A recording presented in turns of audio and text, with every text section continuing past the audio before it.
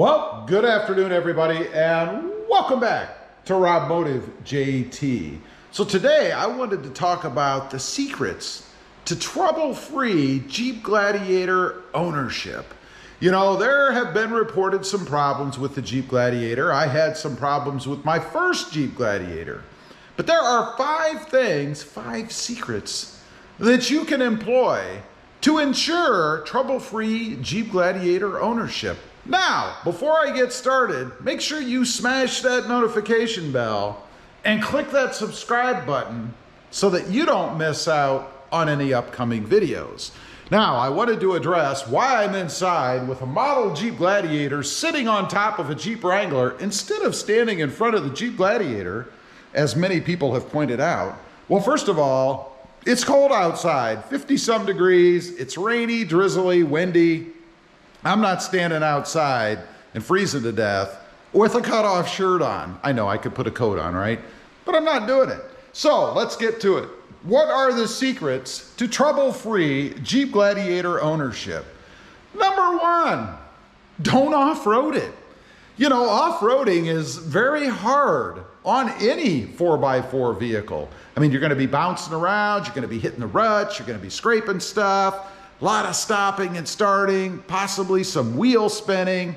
You're gonna wear out the tires faster. You're gonna put more stress on the suspension. You're gonna have issues. Now, I realize it is a 4x4 and it should be able to handle those conditions. But I'm kind of a realist, you know? I understand that if you take it out and you beat it around, you're gonna have issues with it that may not be necessary if you don't take it through harsh off-road experiences. Doesn't mean you can't go out and drive a trail, something like that, but off the shelf, they're really not designed for rock crawling. That requires a lot of extra mods and a lot of more money to be put into the Jeep Gladiator. Number two, don't overload it. You know, I see all the time pictures of people on the web. They like to post up, you know, the Instagram and Facebook things where they'll show the Jeep Gladiator doing what a truck is supposed to do. And invariably, they have it overloaded. Tons of concrete, stones, rocks, pavers, dirt, whatever it is. While the Jeep Gladiator does have a decent payload for a mid-sized truck, it is a mid-sized truck. If you're looking for full-size capability, then you probably need a full-size truck. I love when I see comments from people when they actually break something from overloading it, and then they start complaining. They start worrying about whether or not it's going to be covered under warranty. And it's like, well, you overloaded the truck. Of course it's not going to be covered under warranty if you're being honest with the service shop. So use it realistically. I mean, don't overload it and expect nothing to happen. It's rated the way it's rated for a reason. Now, there is a tolerance there. I mean, of course you can exceed it somewhat, but that's at your own risk. It's your own peril. Never overload it. It'll last longer. Number three, service it. When it's time for an oil change, get the oil changed. When it's time to take it in and have it lubricated or checked out to make sure everything is working properly, take it in, have it done. Particularly if it's under warranty in the first 3 years, and if you have any kind of free service, or maybe you bought an extended contract that covers all these things, in that case, you've already paid for it. Take it in and get it serviced. And if there is anything wrong with it and you're under warranty, it's not going to cost you anything. I mean, these are simple things, right? That's not really a big secret. But you'd be surprised at how many people don't do it. And once again, complaining about problems they're having with it. And if you press them a little bit and you ask them, well, have you been taking it in for service? Have you had the oil changed? Do you check the oil? What about the other fluids? You'd be surprised how many people kind of look at you with a blank stare like, well, no, I don't do that. Well, it's no wonder. Number four, drive it. You've got to drive it.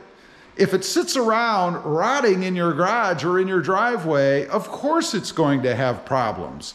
You know, they're machines. They have lubricants in them. They're built to run. You have to run them every once in a while to keep everything circulating, to keep everything lubricated.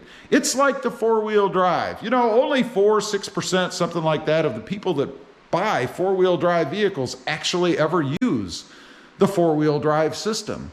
But that doesn't mean you don't need to kick it into four-wheel drive once in a while, for the same reasons as mentioned earlier, because it requires lubrication. You've got to keep everything nice and lubed inside there. If you don't, it's going to have a problem that one time when you're caught in a snowstorm somewhere, or maybe you get an opportunity to go off-roading and you haven't utilized the four-wheel drive system. Maybe ever. It's important. Also, the auxiliary battery. This was the big problem I had with mine. The auxiliary battery apparently wouldn't charge. Now, that wasn't because I wasn't driving it, because I was. But that auxiliary battery needs to stay charged as well. So if you leave the truck sit for a long time and both the main battery and the auxiliary battery are stressed, you're going to have issues. You're going to have battery problems. And there's nothing worse than having an auxiliary battery problem in the Jeep. Now, if you weren't aware, there is an auxiliary battery located right behind and below the fuse panel. That battery is designed for the auto stop function, that dreaded auto stop function. So if the auxiliary battery has a problem and you get that error message on your screen, it could be because you're not driving it enough and not giving that battery enough opportunity to charge. Number 5, and this one is very controversial. It's very controversial for me, and that is don't lift it. You know, when you lift the Jeep Gladiator, as well as any other truck, you're going to put stresses on areas that it wasn't designed to be on. It can cause problems down the road. I had a Toyota Tacoma that I had lifted. It put stress on the CV axle, the boot particularly, and the boot tore. And all of the grease that was behind that boot or inside that joint flew out, was all underneath the bottom of the truck. That was going to cause me problems down the road. Probably about a $600 to $1,000 bill. Something that could have been avoided had I not lifted the truck. So just be advised, if you do lift the Jeep Gladiator, you run the risk of having problems that you caused because you lifted the Jeep Gladiator. It really is something that you shouldn't do. And if you have to do it, make sure you stay within good specs so that you're not stressing other components that can cause problems down the road. I said that's a controversial one. It is, because I love lifted trucks. I have a lifted Tacoma here. I've had other lifted Tacomas, lifted Tundra. I'll probably be lifting my own Gladiator down the road. So, take it with a grain of salt. So anyway, those are the secrets to trouble-free Jeep Gladiator ownership. Leave a comment. Let me know what you think. Do you follow these little tips? I'd be curious to know. Also, real quick, if you didn't in the beginning, make sure you smash that notification bell and click that subscribe button so that you don't miss out on any upcoming videos. I do have 2 additional channels, Rob Motive FST, all about full-size trucks, and Rob Motive, all about my 2021 Toyota Tacoma.